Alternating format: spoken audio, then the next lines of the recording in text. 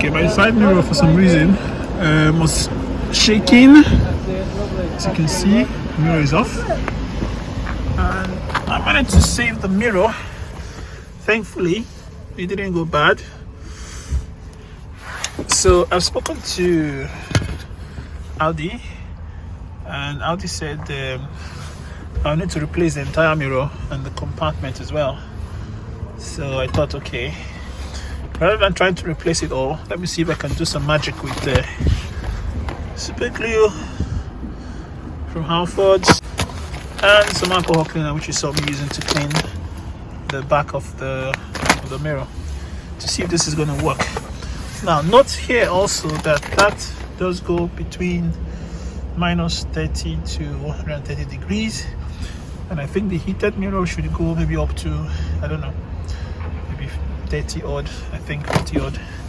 So my suspicion is that it should work. Maybe not, but it's worth a try. Audi said it was going to cost me £70 to get the mirror. Now if I clip this off here, which you see some YouTube videos do, you put your finger in here, clip this back off, and then take 2 terminals off for the heating, which means you can take that unit out and get it done. But I decided not to go down that route. The worst case scenario, if this doesn't work, I just end up calling out and picking up the new piece. But I thought just to give this a shot and see.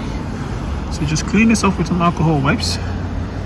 Let the surface be clean, and so that it can take the adhesive. And I'm going to apply the adhesive on and see what happens.